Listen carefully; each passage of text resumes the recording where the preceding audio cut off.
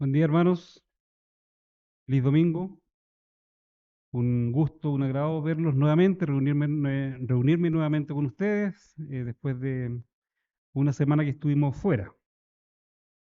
Agradezco al Señor esta oportunidad. Es primera vez que me toca entregar su palabra, así que permito al Señor que lo que tenga preparado lo pueda expresar y entregar de la mejor forma y que sus corazones también sean dirigidos a recibir esta palabra.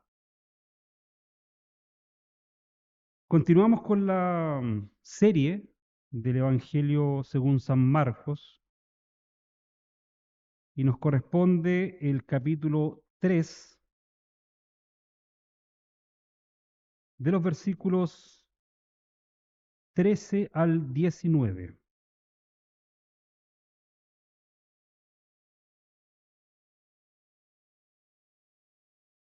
San Marcos capítulo 3, versículos 13 al 19.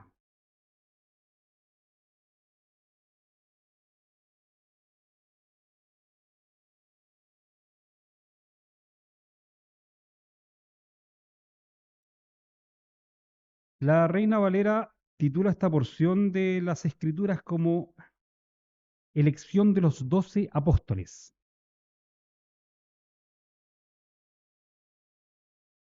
Habiéndolo encontrado, vamos a dar lectura en el nombre del Señor Jesús.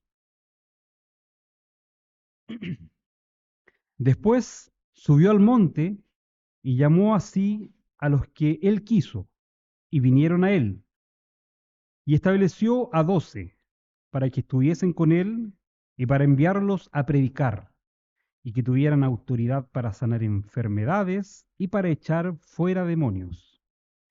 A Simón, a quien puso por sobrenombre Pedro, a Jacobo, hijo de Zebedeo, y a Juan, hermano de Jacobo, a quienes apellidó Boanerges, esto es, hijos del trueno, a Andrés, Felipe, Bartolomé, Mateo, Tomás, Jacobo, hijo de Alfeo, Tadeo, Simón el cananista y Judas Iscariote, el que le entregó.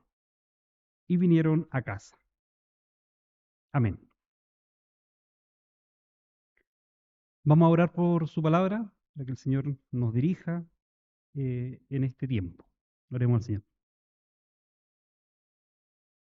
Buen Padre Celestial, soberano Señor y Salvador, cuántas gracias te damos, Señor, por permitirnos estar nuevamente un domingo en este lugar, Señor, donde nos reunimos, Padre Eterno Celestial, para eh, invocar tu nombre, para alabarte, para engrandecer tu santo nombre. Ayúdanos, Padre Eterno Celestial, en este siguiente tiempo, Señor, en el orden que tú has establecido para nuestra liturgia. Según tu soberana voluntad, nos corresponde, Padre Eterno Celestial, la prédica de tu palabra, el sermón, Señor, de tu palabra, en el Evangelio según San Marcos. Señor, te pido por misericordia que me ayudes, Señor, que nos dirijas en exponer con claridad, Señor, estos puntos que he preparado. Ayuda a tu iglesia también, Señor, a poder recibirlos, Señor, con un corazón dispuesto, Señor, a aprender de tu palabra.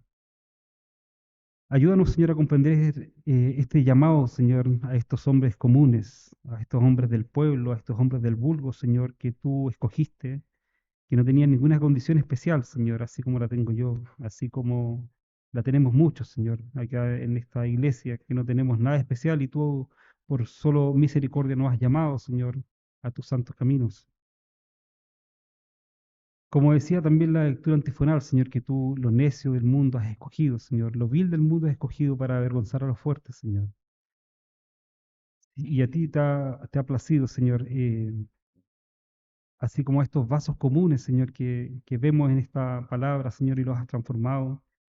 Te pido que también, Señor, a nosotros nos apartes, Señor, nos transformes para cumplir tu voluntad, Señor. Ayúdanos em, para, por amor de tu nombre, Señor, por amor de tu nombre, em, para que podamos cumplir tu santo propósito. Todo esto te lo pido, Señor, amparado en los méritos santos de tu Hijo Jesucristo. Amén.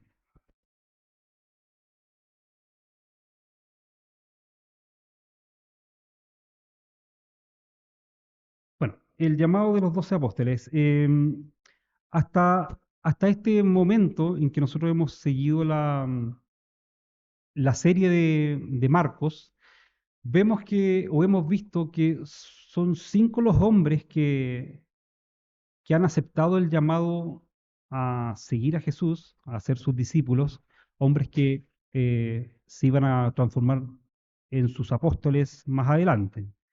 Tenemos a Simón, a Simón Pedro, y a su hermano Andrés, a Jacobo o Santiago, ya que se le nombra de las dos maneras a este apóstol, y su hermano Juan, ambos hijos de Zebedeo, y a Mateo, que también en algunos evangelios es nombrado como Leví, hijo de Alfeo. Ya son varios nombres y quiero hacer esta distinción, mis hermanos, porque uno toda una vida, hablo por mí obviamente, toda una vida escuchando los nombres de los 12 apóstoles, pero siempre eran más de 12 nombres.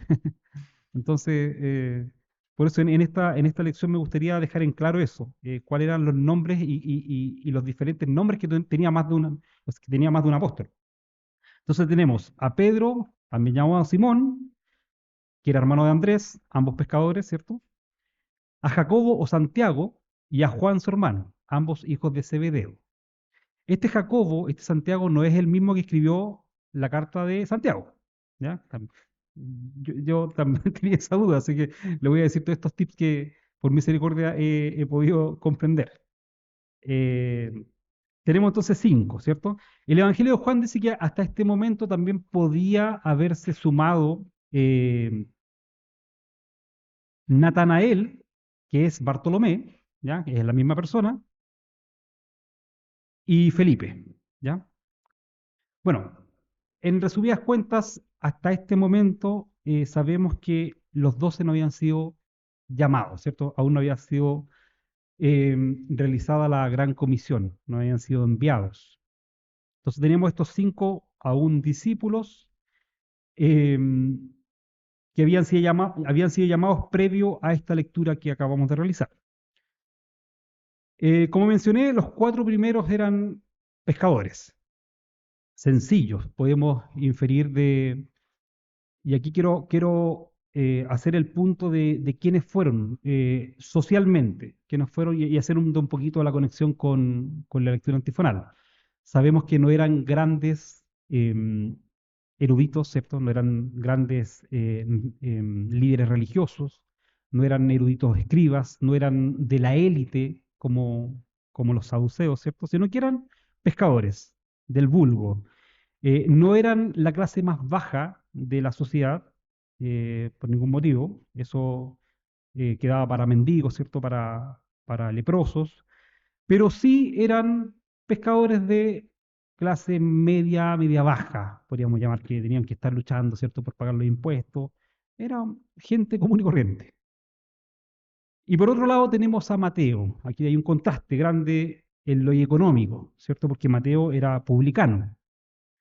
Eh, pero Mateo tenía una situación ambigua en modo social, ¿cierto? Porque si bien era publicano, podría tener eh, un pasar económico mejor que un pescador y mejor que muchos. De hecho, hay una serie muy buena que se llama The Chosen, no sé si la han visto, donde ahí grafican muy bien esto. Mateo vivía tratan de graficarlo ahí, que vivía en una casa distinta a la del pueblo, tenía más de una sandalia, tenía más de una túnica, un traje, tratando de ejemplificar un poco cómo podía vivir un publicano. Pero, por el contrario, era detestado por su propio pueblo, ¿cierto? Era considerado un traidor, ya que cobraba los impuestos para este imperio invasor, ¿cierto? Y lo peor de todo, que ganaba lo que quería, o sea, tenía que pagar un cierto monto al imperio y lo demás, él podía cobrar lo que quería, o sea, se enriquecía mediante la usura. Distintos, ¿cierto? Distintos estos pescadores, este Mateo, pero tenían algo en común, ¿cierto? Hasta el momento hemos visto que tenían algo en común y era que su llamamiento implicó dejarlo todo para seguir a Cristo. Como lo expresa Lucas 5:28, referente a Mateo. Y dejándolo todo, se levantó y le siguió. Eso dice Lucas, y podemos inferir que Mateo dejó atrás todas estas comodidades que habíamos hablado, y que su lucrativo negocio iba a ser, o las ganancias que le daba su lucrativo negocio iban a ser suplidas, ¿cierto?, por Jesucristo. Él así lo pensó, todas sus necesidades iban a ser suplidas, uno puede inferir esto, ¿cierto?, y siguió al maestro. Así también los pescadores. En el pasaje que analizamos hoy entonces encontramos la culminación del llamado de estos 12 apóstoles. La transición que hace Marcos es natural, y lo podemos ver en lo que hemos leído, ¿cierto? Tras estar rodeado de mucha gente, como era el sermón de la semana pasada, Jesús se retira a un lugar apartado para reflexionar, para planificar los siguientes pasos en la obra que su padre le había encomendado. Digo natural porque en los capítulos anteriores veíamos de Marco veíamos a Jesús repleto de mucha gente, en la sinagoga, ¿cierto? En la casa de Pedro, y después de esto se retiraba, se retiraba al mar, a la playa, ¿cierto? ¿No? Para pasar tiempo con Dios. Lo digo esto porque es tan natural, mis hermanos. Me imagino yo que Jesús, y aquí voy a repetir lo que decía mi hermano Darío el domingo pasado, si bien era 100%, no era 100%, era completamente Dios, ¿cierto? Completamente divino, también era completamente humano. ¿Ya? O sea, esto nos pasaría también a nosotros. Eh, y nos pasaría a los que no nos gusta estar con gente. Acá más adelante me gustaría analizar, yo no soy psicólogo para nada, pero me gustaría analizar un poquito la psicología de estos apóstoles sobre todo, que todos tenían diferentes formas, todos tenían diferentes composición psicológica, llamémoslo así. Y lo digo porque eh, hay hay un test que hacen en los trabajos, a mí me ha tocado hacerlo 2 veces, que es un test de los colores, ¿ya? De los colores que agrupan a las personas en colores, para entenderlo un poquito más. Eh, y estos colores son, voy a leerlo imagínense un círculo, lo dividimos en 4, donde tenemos arriba todo lo racional, ¿ya? Racional, abajo lo sentimental. A un extremo tenemos los que son la extraversión, los que son extrovertidos, y al otro extremo tenemos los introvertidos, ¿ya? Y tenemos un cuadrante rojo, que es el cuadrante de lo racional y lo extrovertido, y estas personas son enérgicas, autoritarias, valientes, ambiciosas, pasionales y realistas. Esos son los del cuadrante rojo. Los del cuadrante, en esta misma línea de la extraversión, tenemos a los amarillos, que si bien son extrovertidos, pero son más sentimentales, ¿ya? No son tan racionales, y son los amarillitos, ¿ya? Y acá tenemos, estos tipos son más sociales, son más comunicativos, participativos, imprevisibles, intelectuales y críticos, ¿ya?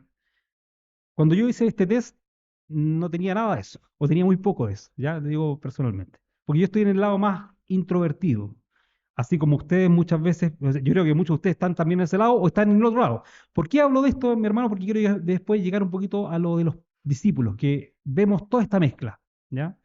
Y la idea es, lo que quiero poner de acentuar en este sermón es lo normal que eran los discípulos, las personas comunes que eran, los vasos comunes y cómo fueron transformados por Jesús.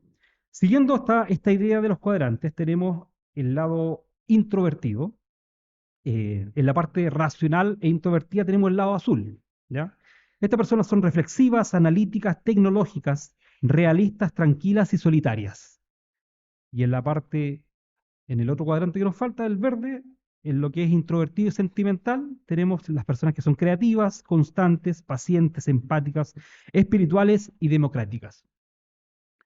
¿Por qué nombro esto? Ningún color es más bueno que otro. A pesar de que cuando uno lo hacía esto en las empresas, los jefes o los que querían ser jefes querían ser todos rojos, no, yo soy rojo. Me gustan los resultados. Muy Boanerges, muy Pedro, ¿ya?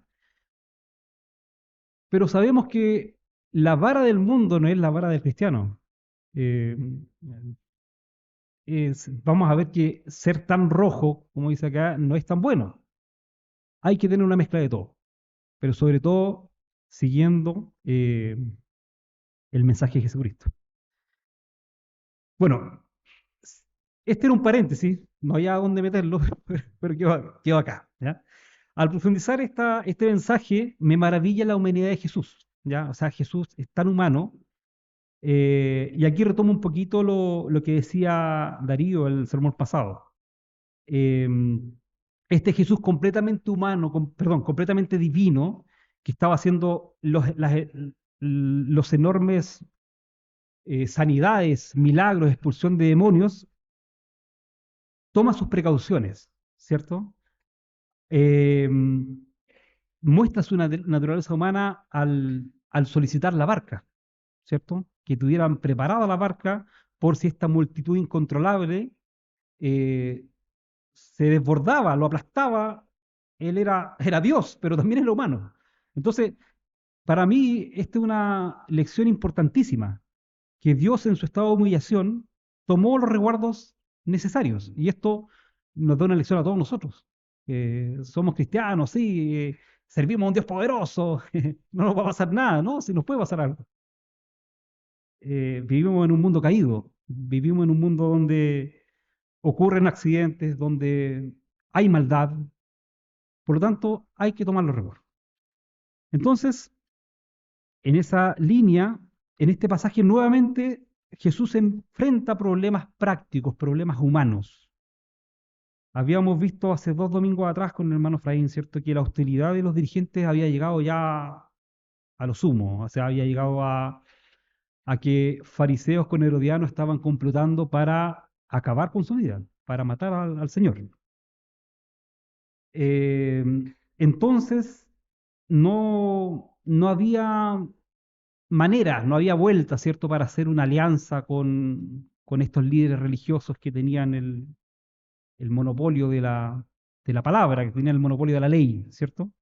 Entonces, el comentarista William Hendrickson que estaba siguiendo decía, el pueblo de Dios tiene que coordinarse entre ellos mismos. O sea, tenemos que, en cierta medida, apoyarnos entre nosotros mismos. Entonces Jesús necesitaba garantizar la permanencia de su mensaje en caso de que algo le sucediera. Además debía encontrar la manera de extender su mensaje en una época que no era como la nuestra, no era como la actual, ¿cierto? No era fácil extender el mensaje, no habían periódicos, ¿cierto? No habían redes sociales como tenemos hoy en día. Entonces ello implicaba que necesitaba de alguna manera, ¿ya? Con estos medios humanos que tenía, de extender su mensaje. La solución era seleccionar un grupo de hombres que recibieran su enseñanza, la grabaran en sus corazones y vidas y luego la transmitieran al mundo. Eso es justamente lo que Jesús hace aquí con este llamado. Me recordaba también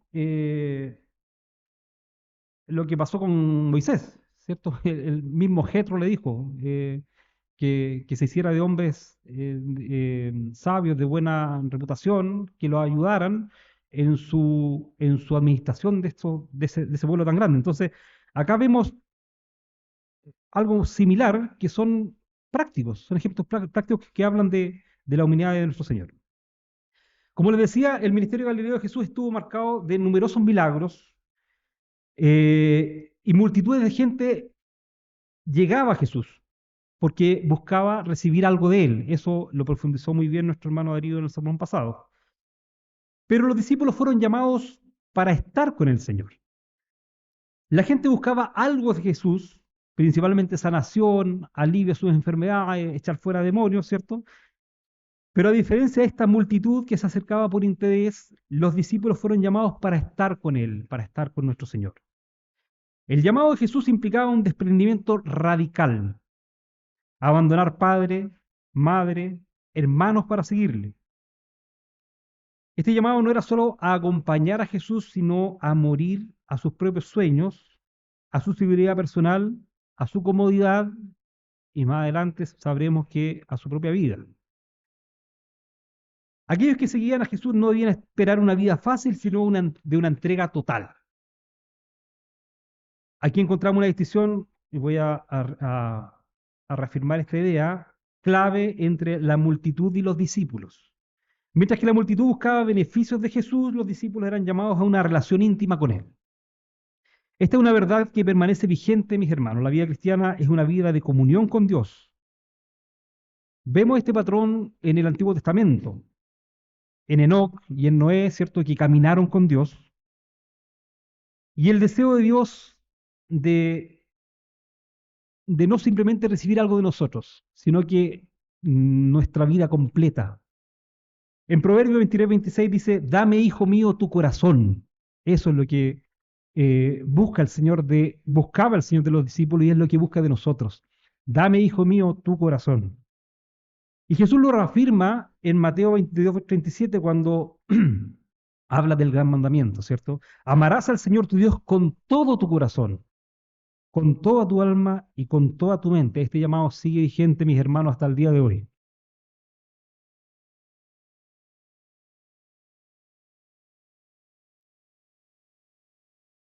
Llamó a los que quiso, dice el versículo 14, ¿cierto? Dice, perdón, el versículo 13, dice, después subió al monte y llamó así a los que él quiso y vinieron a él.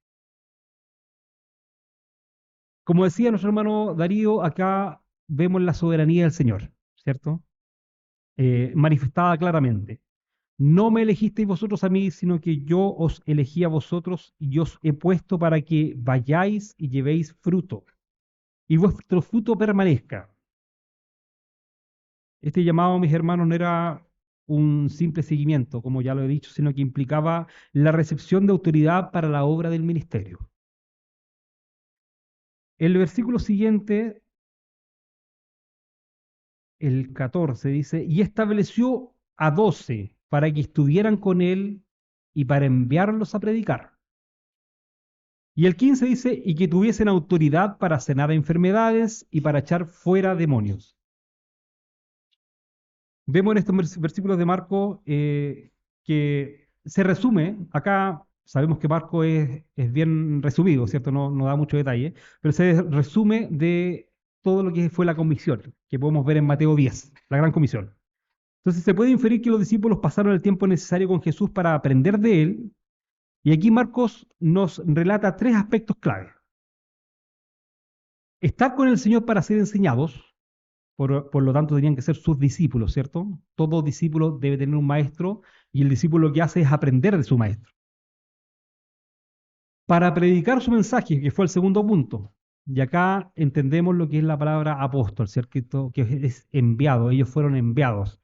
Recordarán que Jesús no solamente tuvo estos 12 discípulos, hubieron muchos más que le seguían, unos que iban, otros que venían, ¿cierto? Hay una comisión de 60, creo, 70 que fueron comisionados, pero estos discípulos eran, eh, no quiero decir, iba a decir especiales, pero no eran especiales, pero fueron llamados para un propósito especial, ¿cierto? Que fueron llamados para ir a predicar, para ser enviados. Y por último, para sanar enfermedades y expulsar demonios. El primer punto, Jesús los elige para estar con Él, para ser sus constantes compañeros y discípulos. Como un padre amoroso los enseñó una y otra vez. Vemos en los evangelios, mi hermano, eh, y aquí voy a repetir lo mismo, que eran hombres comunes, ¿cierto? Que les costaba entender, eran hombres que muchas veces eran lentos de entendimiento. Y, y aquí, como dice el pastor, me gustaría hacer el primer punto aplicativo. ¿Quién no? ¿Cierto? ¿Quién no es lento de entendimiento? Me ha pasado a mí, voy a cumplir 40 años, mis hermanos. 40 años y, y siento que si bien el Señor ha tenido misericordia conmigo, uno dice, pucha, ¿por qué no fue antes, ¿cierto? ¿Por qué no me dispuse antes en este camino? Entonces, este es un mensaje para los jovencitos, ¿ya? Que yo también lo escuchaba cuando era joven. Entréguenle su vida, entréguenle su corazón al Señor. Eh, porque es el todo del hombre. No va a haber mejor decisión que entregar su juventud al Señor. Bueno, Jesús los escogió a pesar de esta simpleza que tenían, ¿cierto? Estos duros de entendimiento, Jesús los escogió para ser sus compañeros fieles y constantes. Como les decía, la multitud iba y venía. Eh, pero estos 12 fueron llamados exclusivamente para estar con Él, para estar en todo momento con Él, para experimentar cada suceso de la vida de Jesús en estos años de su ministerio y aprender directamente de Él, seguir su ejemplo. Segundo, el apostolado, ¿cierto? Los envió a predicar su evangelio. Jesús los eligió para ser sus representantes, para hablarle al mundo de Él, para entregar al mundo este mensaje. Como ya habían sido alcanzados por este mensaje, ellos debían transmitirlos a otros, enseñar a otros. Y fue tan especial, mis hermanos, esta misión, este apostolado, que Jesús llegó a decir que el que a vosotros recibe, a mí me recibe. Y el que me recibe a mí, recibe al que me envió. O sea, imaginémonos el poder con el cual fueron investidos estos apóstoles, que no fue algo común. Ese poder sí que no fue común. Y para ello debía ser transformado. O sea, vasos comunes como los que estamos tratando de entender, inferir en base a la palabra, debían ser transformados para llevar ese poder y predicar este Evangelio Santo. ¿Y cuál es el Evangelio Santo?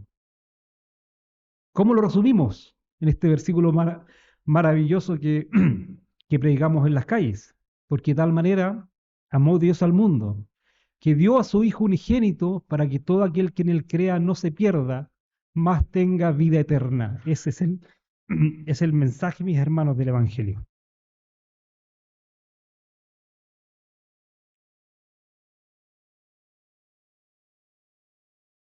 Tercero, les otorgó la autoridad para expulsar demonios y para sanar enfermedades. Como le decía, Jesús les dio el poder y el derecho para liberar a las personas de la opresión demoníaca. Estar en su compañía implicaba que algo del poder divino se reflejara en sus vidas. Era un testimonio visible de la autoridad de Cristo obrando a través de ellos. Estos tres puntos, entonces, mis hermanos, remarcan esta gran comisión que el Señor envió a sus discípulos. Y desde el versículo 16 en adelante tenemos el listado, ¿cierto?, de estos discípulos. A Simón, a quien puso por sobrenombre Pedro, a Jacobo, hijo de Zebedeo, a Juan, hermano de Jacobo, a quien apellidó los Boanerges, hijos del trueno, ¿cierto? A Andrés, Felipe, Bartolomé, Mateo, Tomás, Jacobo, hijo de Alfeo, Tadeo, Simón el cananista y a Judas Iscariote, el que le entregó, y vinieron a él. Como les decía a mis hermanos, como decía también la lectura antifonal, Jesús no eligió a los más sabios o poderosos, sabemos eso. No llamó a renombrados doctores de la ley, a influyentes saduceos, a escribas eruditos, en cambio solamente a estos necios, ¿cierto? A los necios del mundo, escogió Dios para avergonzar a los sabios. Y en la elección de los 12, eh, podemos ver que Jesús rechazó a esta élite religiosa para que su mensaje fuese perpetuado no por la aristocracia del templo, sino por pescadores, por un publicano, por gente común. Acá un punto, un dato, que en los comentarios bíblicos señalan que el hecho de que Jesús eligiera 12 no fue casual, no fue casualidad, sino que reflejaba una intención conforme al nuevo Israel. Así como el antiguo Israel tenía 12 tribus y 12 patriarcas. ¿Ya? Era un dato que me pareció interesante nombrar. Y acá tenemos, como les decía yo, a los 12. Por eso hacía la introducción de este círculo de colores, ¿cierto? Donde teníamos las diferentes personalidades que tenían estas personas. Algunos más racionales, otros más sentimentales, algunos más extrovertidos, otros más introvertidos. Los primeros 4 que aparecen en esta lista, que también los vemos en los sinópticos, en los otros sinópticos, son los cuatro pescadores. Simón, a quien Jesús puso por sobrenombre Pedro, a Andrés, que era hermano de Pedro, y a los hijos de Zebedeo, que eran Jacobo y Juan. Estos cuatro, este primer subgrupo de cuatro, es el más familiar para nosotros, porque aparte es el que conocemos más, o sea, se habla un poquito más de ellos en los evangelios. Jesús eh, los tomó a tres de ellos, por ejemplo, para la transfiguración, ¿cierto? Eh, tuvieron una relación un poquito más cercana, fueron más vistos más cerca de Jesús. Tenemos a Pedro, que es el primero, ¿cierto? Acá Marco y Lucas también indica que fue Jesús quien cambió su nombre a Pedro. A Simón le puso por nombre Pedro, que significa roca. Y este nombre no describe el carácter de Pedro en este punto de la historia. Ya sabemos que eh, Pedro el inconstante, así lo podríamos llamar, ¿cierto? Eh, Después fue una piedra fundamental de la iglesia de Cristo, pero al inicio Pedro no fue un sinónimo de firmeza, ¿cierto? No fue un sinónimo de fundamento. Pedro oscilaba entre la fe y la duda. Pasó de proclamar con certeza, tú eres el Cristo, el Hijo del Dios viviente, a negarlo tres veces. De oponerse a que Jesús le lavara los pies a, como dice el corito que cantábamos, no solo mis pies, también mis manos. Mi cabeza también lava la Señor. Entonces, vemos a este Pedro que oscilaba, ¿cierto? Entre la fe y la duda, como decía. No obstante, el Señor, en su inmenso amor, por su inmensa gracia, lo nombra Simón y permite que Simón el inconstante fuese transformado en Pedro la roca. Esto da esperanza, mis hermanos, si desmenuzamos un poquitito este sobrenombre y cómo fue la relación que Dios hizo con él.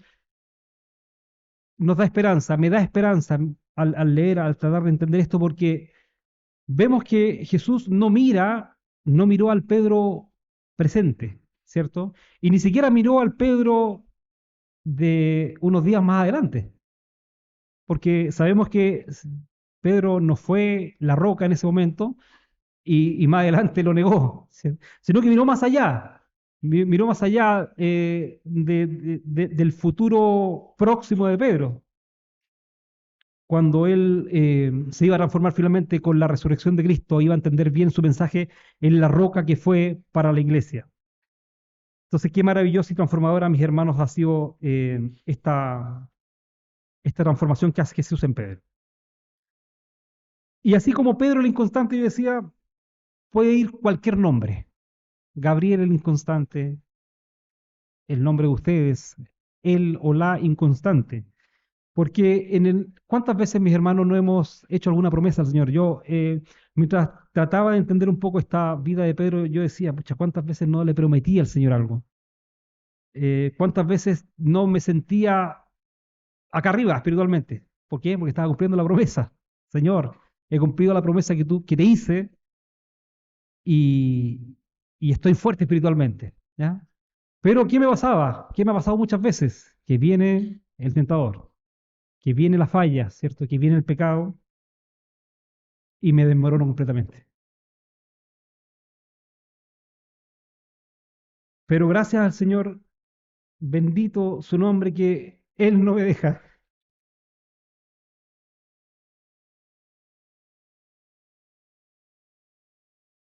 No me ha dejado ahí tirado después de haber fallado alguna promesa.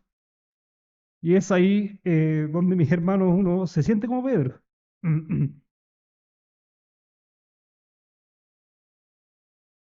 Se siente como Pedro el inconstante porque, porque no podemos por nuestras fuerzas, mis hermanos. No podemos por nuestro conocimiento, no podemos por nuestra actitud, no podemos por nuestros orígenes, no podemos porque mi papá sea pastor, porque su papá sea pastor, porque su abuelo sea pastor, o porque su papá, su familiar sea algún, o fue alguien en la iglesia.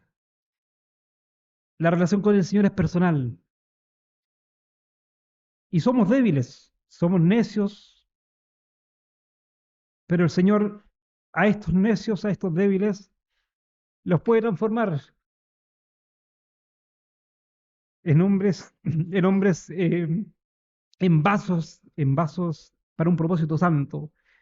Y así como Pedro, mis hermanos, yo, bueno, voy a ahondar un poquito más en los otros apóstoles. Las personas tímidas, introvertidas, yo me siento una persona muy tímida, me siento en este espectro, en este lado de la pelota, del círculo, en la parte eh, poco social, ¿ya? Porque Pedro, al contrario, era más rojo, ¿cierto? Era más sanguíneo, más furioso, pero el Señor nos transforma.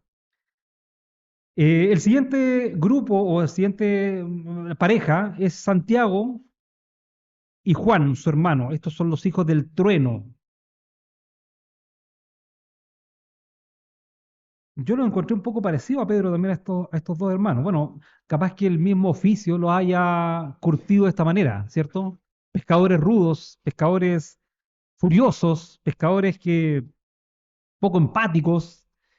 Eh, Marcos es el único evangelista que menciona este término arameo, Boanerges, para decir estos son los hijos del trueno. Y de hecho dice la traducción, los hijos del trueno, los Boanerges. Y podemos inferir esto de estos dos hermanos por el carácter impulsivo que vemos.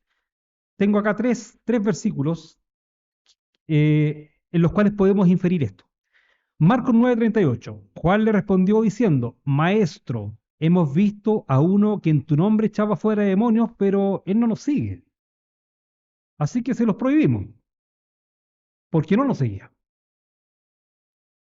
O sea, porque no era parte del grupo, ¿cierto?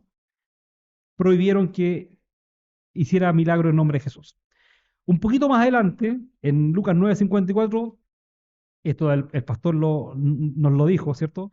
Viendo esto sus discípulos Jacobo y Juan dijeron, Señor, ¿quieres que mandemos que descienda fuego del cielo como hizo Elías y los consuma? O sea, a esta aldea samaritana, ¿cierto? Que no lo recibieron, estos tipos querían llegar y exterminarlos, a arrasar con ellos. Conocemos la respuesta del maestro, ¿cierto? Del Señor que dijo, vosotros no sabéis de qué espíritu sois, porque el Hijo del Hombre no ha venido para perder las almas de los hombres, sino para salvarlas. Y por último, en Marcos 10, 35, 37, entonces Jacobo y Juan, hijos de Zebedeo, se le acercaron diciendo, Maestro, querríamos que nos hagas lo que pidiéramos. Y yo me imagino, mi hermano, esto así como un poquito calladito. ¿Qué queréis que os haga? Dice Jesús.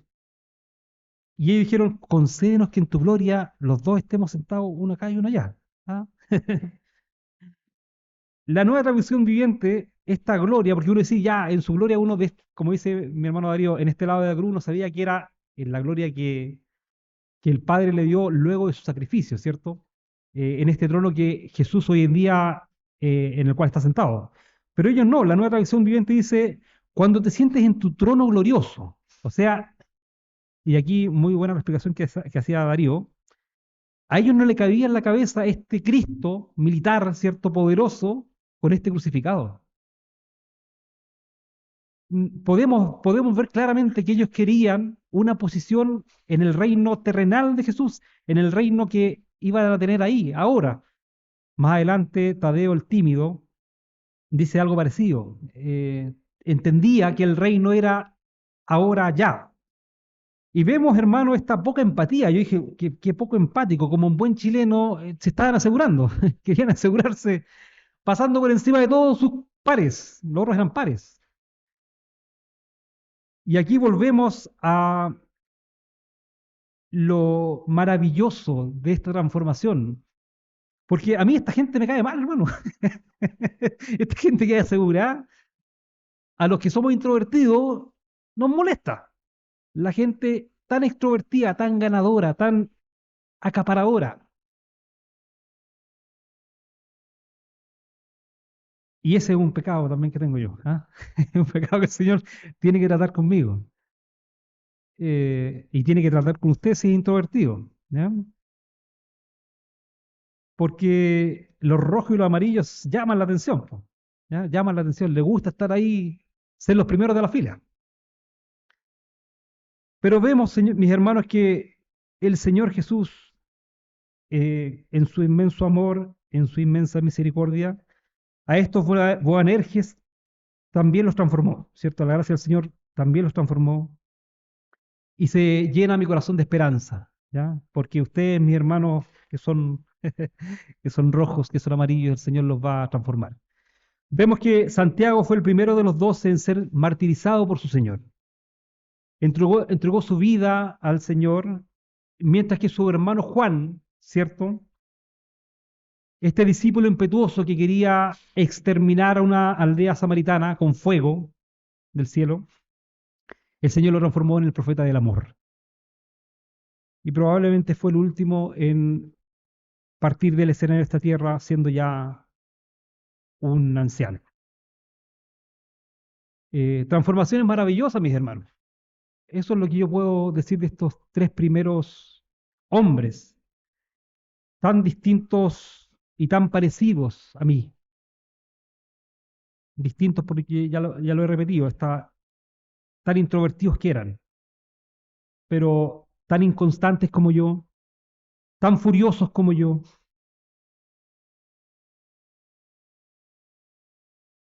bueno, tan humanos. El siguiente y cuarto de los discípulos era Andrés, hermano de Pedro, también pescador. Fue en quien llevó a su hermano Pedro a Jesús. Y los comentaristas destacan su estrecha relación que tuvo con Felipe. De Andrés no es mucho lo que puedo decir porque no es mucho tampoco lo que sale, pero podemos inferir lo mismo. O sea, era un pescador. A lo mejor su forma de ser era un poquito más condescendiente que la de Pedro, pero era un pescador. Sabemos que nuestros oficios nos marcan en cierta medida nuestra forma. Acá un punto que me gustaría también hacer la mención, lo que dice William Hendrickson, es que llama la atención de que Marcos separa del listado a Andrés, ¿ya? Tanto Mateo como Lucas, al nombrar este primer subgrupo de cuatro, dicen Pedro, o Simón Pedro, Andrés, su hermano, y los otros dos hermanos, ¿cierto? Jacobo, o Santiago, y Juan. A diferencia de Lucas y Mateo, Marcos dice Pedro, Santiago, Juan y Andrés, ¿ya? Y una explicación que creo que viene al caso, no es la explicación única, es que para Marcos el lazo sanguíneo no era tan importante como sí el lazo espiritual, ¿ya? Si bien eran hermanos, pero eran todos discípulos, fueron todos miembros de la familia de la fe. Y eso tenía y tiene hoy en día mayor preponderancia que un lazo sanguíneo. El siguiente es Felipe. El Evangelio se muestra generalmente de manera favorable a Felipe, aunque a veces no comprendía de inmediato las enseñanzas de Jesús. Bueno, eso les pasaba a todos. Sin embargo, tenía la humildad de reconocer su ignorancia y pedir información. Acá una de las cosas más, de las frases más conocidas de Felipe, ¿cierto? Es, Señor, muéstranos al Padre y nos basta. Y conocemos la respuesta también amorosa de Cristo y profunda, ¿cierto? El que me ha visto a mí, Felipe, ha visto al Padre. Eso podemos decir de Felipe. El siguiente es Bartolomé o Natanael, ¿ya? Natanael y Bartolomé, recordemos que es el mismo. El significado de Bartolomé es hijo de Tolmai, Bartolomé. Me parece que Bart es un prefijo que significa hijo de, ¿ya? Entonces, hijo de Tolmai era prejuicioso, como muchos de nosotros. Cuando dijo de Nazaret puede salir algo bueno, algunos comentaristas dicen que también eh, Bartolomé era de una región, que no recuerdo el nombre, que era rival de Nazaret, ¿ya? Entonces tampoco se tenía mucha buena. Por eso de Nazaret puede venir algo bueno. Me recordaban los comentarios de, bueno, nos caracterizamos los latinos por no tener mucha buena a nuestros vecinos, ¿cierto? Comentarios de argentinos de ¿qué vamos a esperar de un chileno? ¿Ah? ¿Qué de bueno puede hacer un chileno en el fútbol?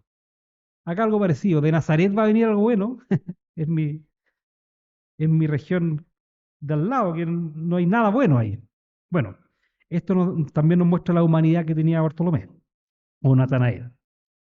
El siguiente, el séptimo nombrado en, este, en esta porción es Mateo o Leví, hijo de Alfeo. En uno de los evangelios también lo nombran como Leví, hijo de Alfeo. Y quiero hacer el punto al tiro. Al Jacobo el menor o el otro Santiago también le llaman hijo de Alfeo, pero es otro Alfeo. Son distintos Alfeos, ¿ya? Eran papás distintos. Entonces, Jacobo el menor o Santiago no era hermano de Mateo. Ambos eran hijos de un Alfeo, pero no eran hermanos.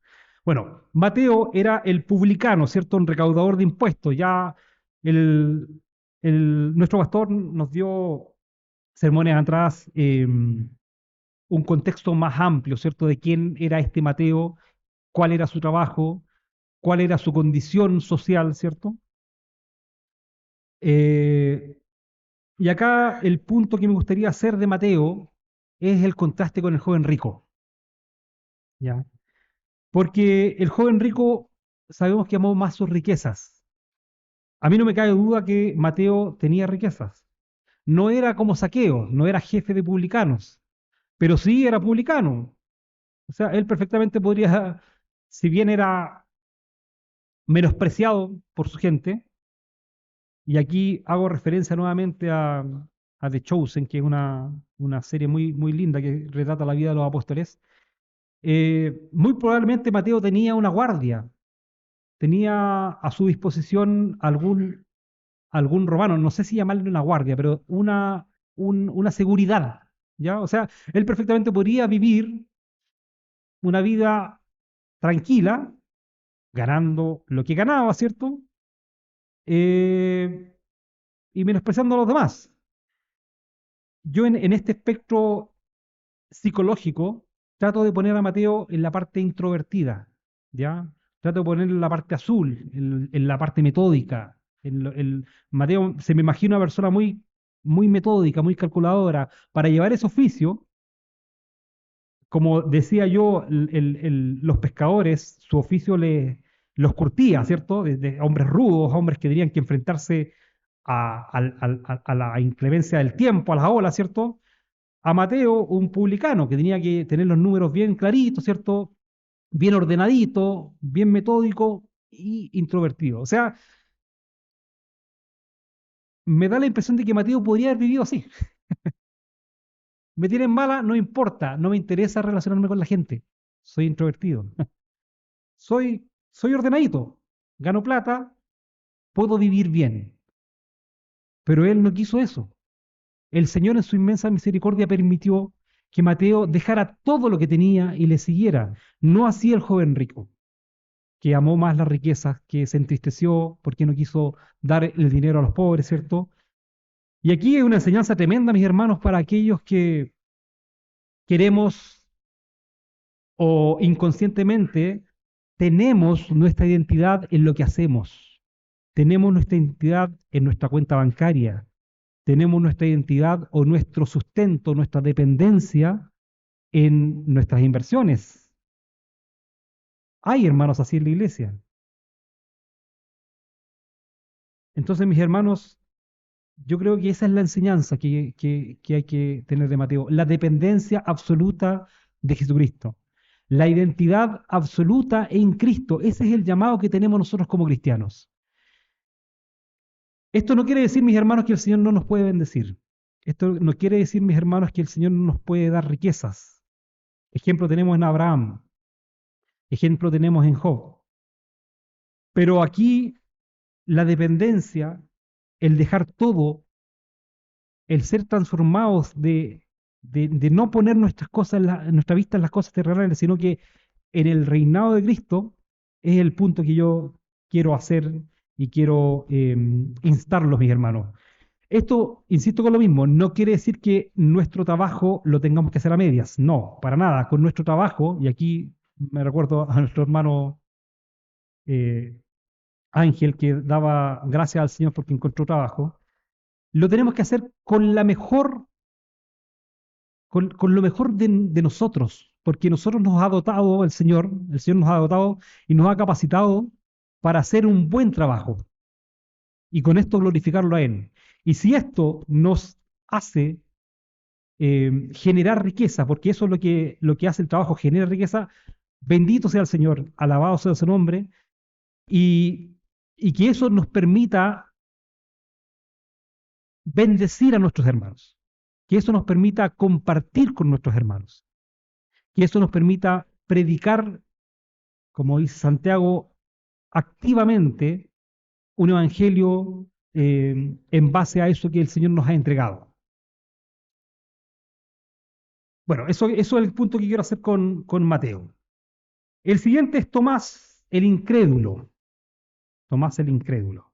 Es conocido por haber necesitado ver al Cristo resucitado para creer. Se le describe como alguien propenso al desánimo, pero también profundamente devoto. ¿Por qué profundamente devoto? Recuérdense cómo fue la respuesta. Señor mío y Dios mío. Esa fue la respuesta de Tomás, pero después de haberlo visto, ¿cierto? Aunque esperaba lo peor y le costaba aceptar las buenas noticias, Jesús con ternura y amor se presentó ante él y le dijo, pon aquí tu dedo y mira mis manos y acerca tu mano y métela en mi costado. Y no seas incrédulo, sino que creyente. Y ahí tenemos la expresión de Tomás. Bueno, la enseñanza está más que clara, ¿cierto? Porque también somos incrédulos muchas veces. Y somos incrédulos, ¿cómo lo vemos en la práctica? Esta incredulidad. Tomemos la enseñanza de Mateo. Muchas veces no creemos que el Señor nos puede sustentar. Muchas veces no creemos que el Señor puede guiar nuestra vida.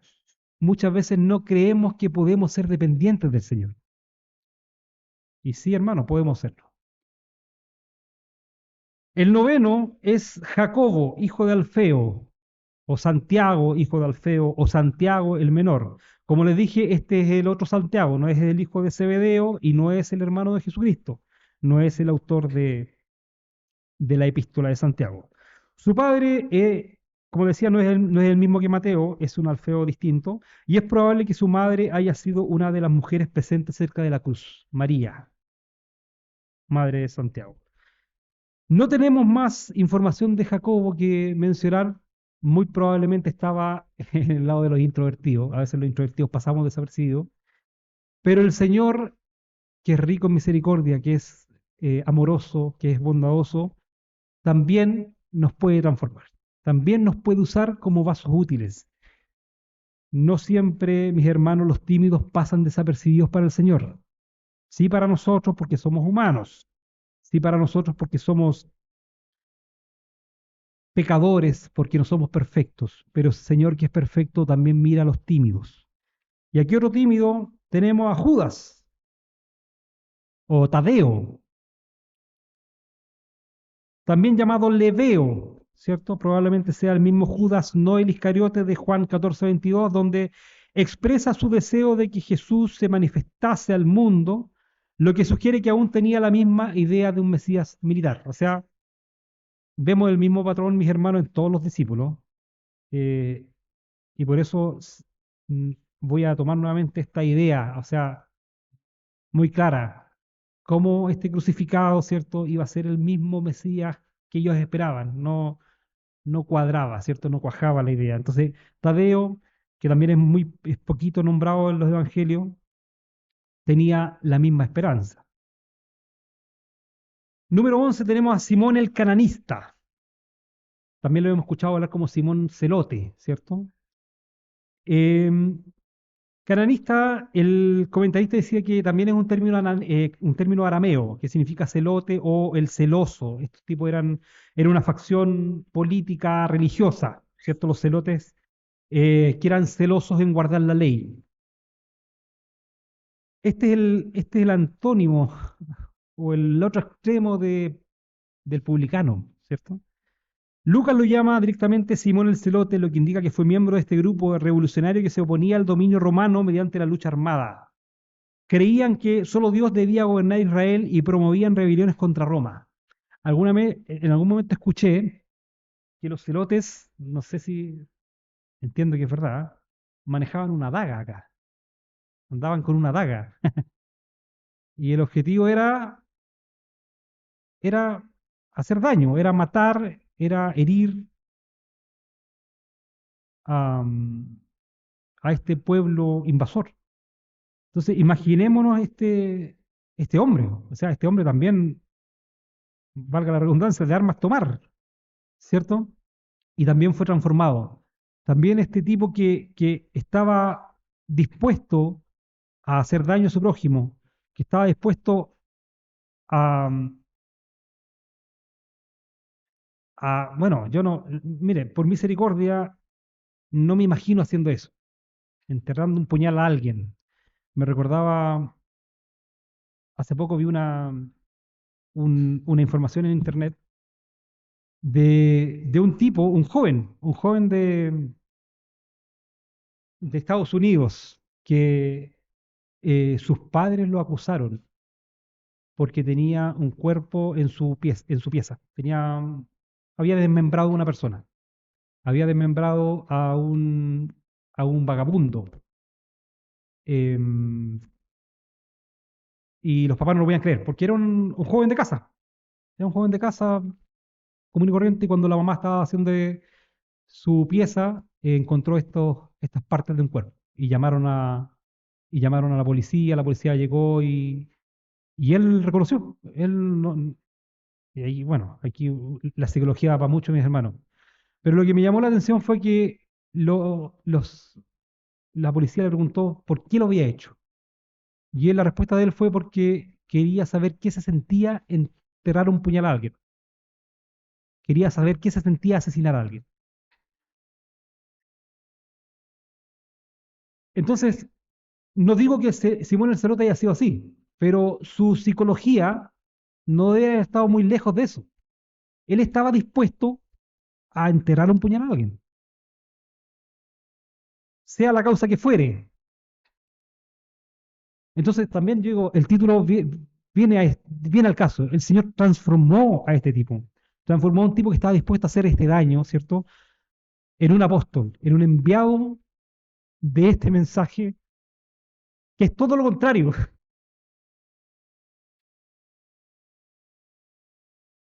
Voy a repetirlo.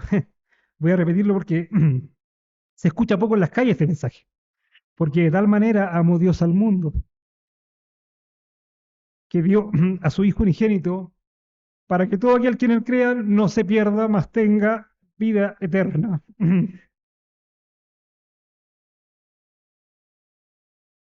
Por último, mis hermanos,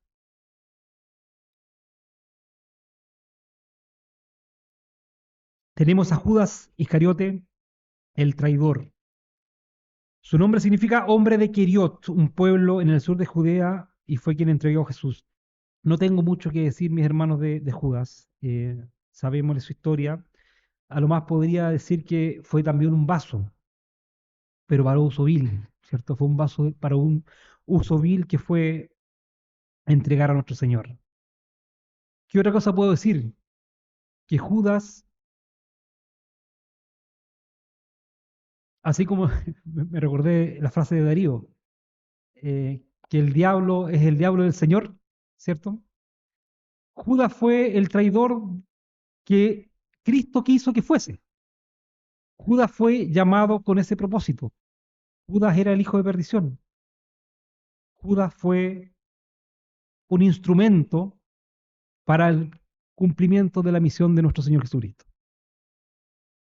Líbranos el Señor de ser un vaso de, de deshonra. Líbranos el Señor de ser un vaso de uso vil, sino que Dios nos quiera transformar para su propósito santo.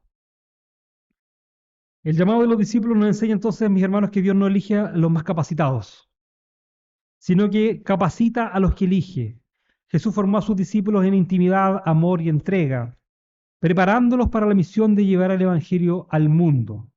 Este llamado sigue vigente hoy, mis hermanos, sigue vigente para nosotros. Nosotros también somos llamados para seguir esparciendo por el mundo este Evangelio Santo, este mensaje divino, que esta verdad, mis hermanos, nos impulsa a seguir con todo nuestro corazón, confiando en que Él nos capacitará para su obra. Y es muy importante esto, voy a repetirlo, y esto me lo repito a mí mismo. Debemos ser enviados, debemos ser apóstoles, no con el título de los apóstoles que conocemos hoy en día, ¿cierto? Sino que con este propósito de enviar. Y para ello, muy importante que nuestro corazón sea para el Señor. Muy importante que nos dispongamos a entregar nuestro corazón al Señor. No puede ser a medias, tiene que ser una entrega total. Ya voy a concluir con el sermón, mis hermanos, y es significativo que el cristianismo comenzó como un grupo tan diverso, ¿cierto? Acá vemos los inicios del cristianismo, los inicios de la iglesia, y desde su origen esta fe fue diseñada, llamémoslo así, para ser vivida en comunidad. No podemos llevar, o nos sería muy difícil llevar un evangelio aislado, ¿cierto?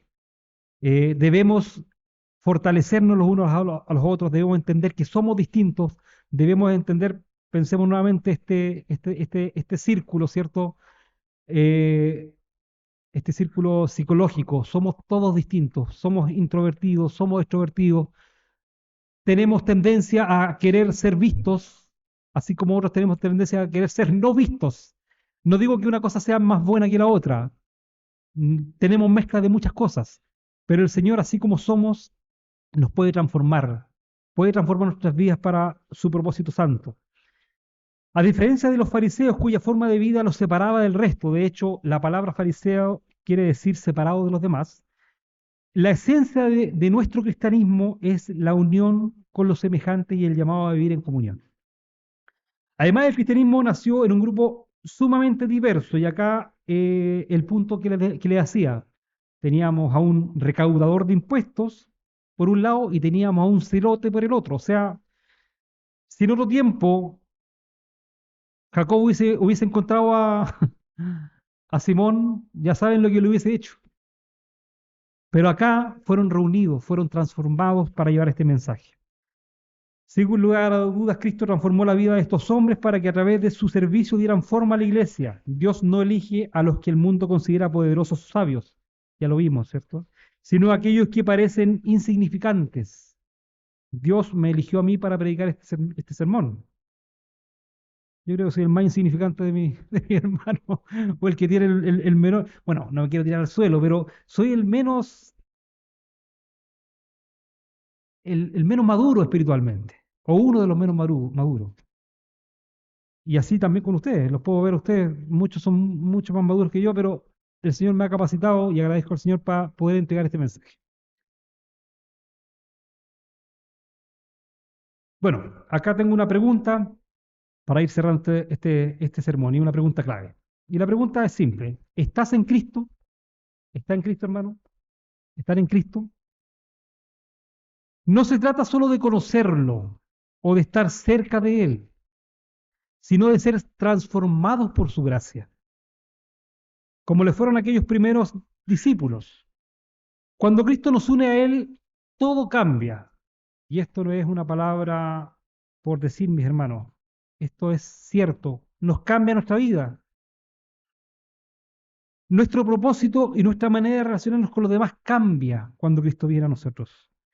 Él nos llama a vivir en comunidad, a servir con humildad y a reflejar su amor en el mundo.